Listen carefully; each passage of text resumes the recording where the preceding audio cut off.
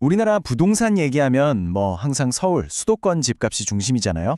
그런데 어쩌면 진짜 중요한 이야기는 지금 다른 곳, 바로 수도권 밖에서 벌어지고 있는지도 모릅니다. 오늘은 바로 그 복잡한 현실 속으로 한번 들어가 보려고 합니다. 네, 바로 이 질문. 한 나라의 부동산 시장이 두 개라니, 이게 무슨 뜻일까요?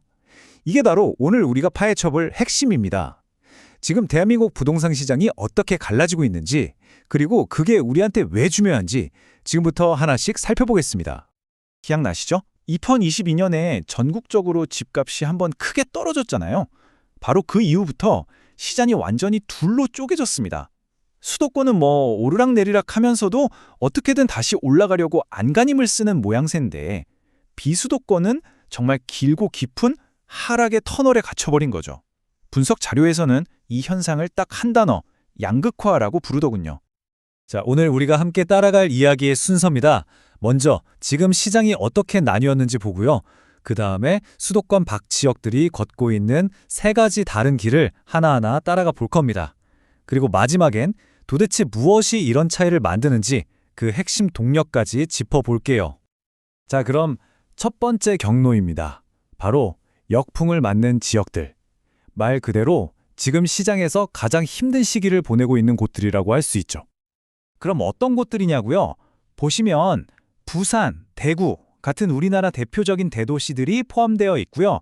경상도, 전라도, 그리고 제주까지 생각보다 정말 넓은 지역이 이 첫 번째 경로에 속해 있습니다. 이 지역들이 왜 힘든지 알려면 먼저 이 숫자부터 봐야 합니다. 정말 냉혹한 현실인데요.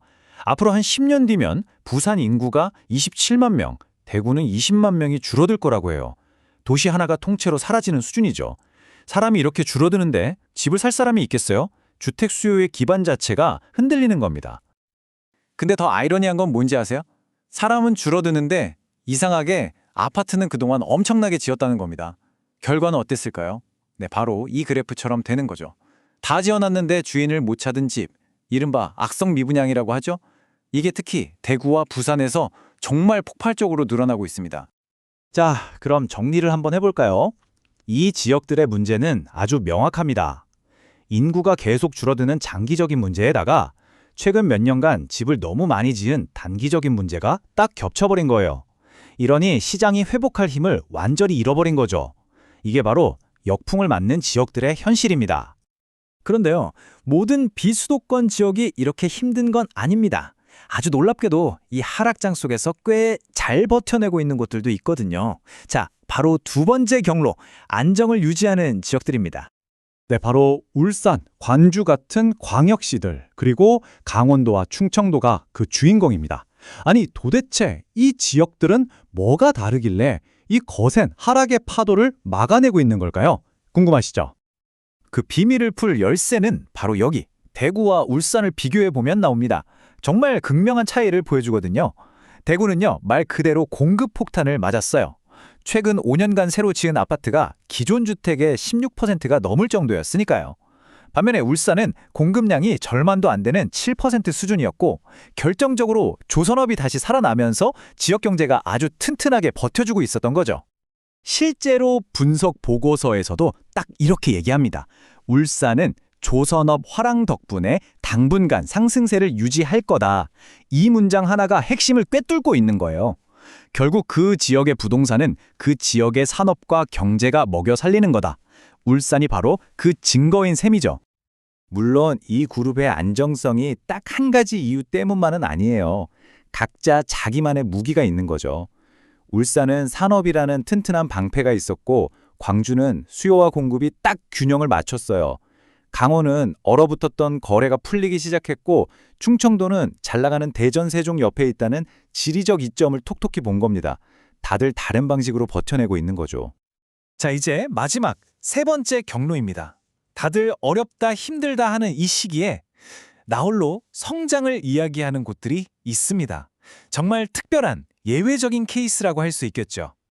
수도권을 제외한 전국의 수많은 도시들 중에서 앞으로 시장이 좋아질 거라는 긍정적인 전망을 받은 곳 딱 두 곳입니다.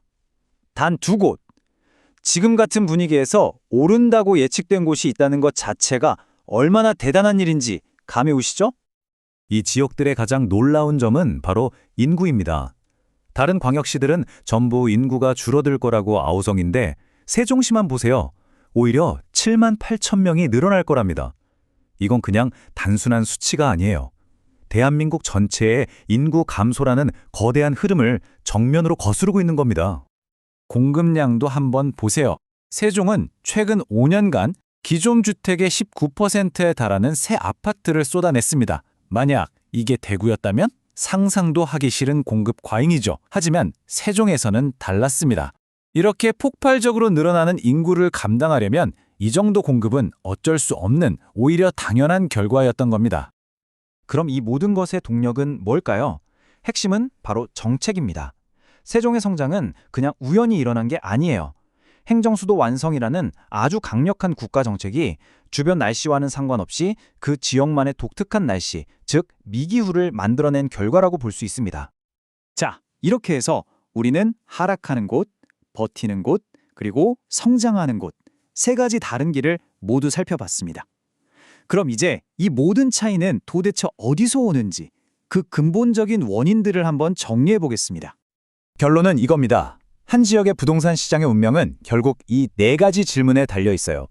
첫째, 사람이 늘고 있는가? 둘째, 집은 너무 많지 않은가? 셋째, 지역 경제는 튼튼한가? 그리고 넷째, 정부가 밀어주는 정책이 있는가? 이 네 가지 요소가 어떻게 조합되느냐에 따라 그 지역의 운명이 결정되는 겁니다. 이 모든 현상을 한 단어로 묶는 말이 바로 양극화입니다. 그런데 이제 양극화는 단순히 서울대 지방 이런 단순한 구도가 아니에요. 지방 안에서도, 즉 비수도권 내부에서도 잘 되는 곳과 안 되는 곳이 극명하게 갈리는 훨씬 더 복잡하고 세분화된 양극화가 진행되고 있는 거죠. 그래서 오늘 이야기에서 우리가 꼭 기억해야 할 핵심 메시지는 바로 이겁니다. 이제 더 이상 비수도권 혹은 지방이라는 말로 모든 지역을 뭉뚱그려서는 안 된다는 것. 그 안에는 추락하는 곳, 버티는 곳, 그리고 홀로 성장하는 곳이 모두 공존하고 있으니까요. 보고서의 결론도 바로 이 점을 강조합니다. 주택시장 침체라는 똑같은 파도를 맞아도 지역마다 그 영향이 완전히 다르게 나타나고 있다는 거죠. 결국 각 지역의 고유한 특성을 보지 않으면 대한민국 부동산의 미래는 절대로 제대로 읽어낼 수 없다는 뜻입니다. 마지막으로 이 질문을 한번 던져보고 싶습니다. 앞으로 대한민국 비수도권 지역들은 어떤 길을 가게 될까요?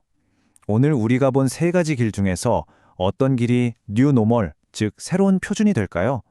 계속되는 쇠퇴일지, 아니면 힘겹지만 안정을 유지하는 모습일지, 혹은 제2, 제3의 세종 같은 새로운 성장 모델이 나타날지, 그 답은 아마 오늘 우리가 함께 짚어본 바로 그 네 가지 요인에 달려 있을 겁니다.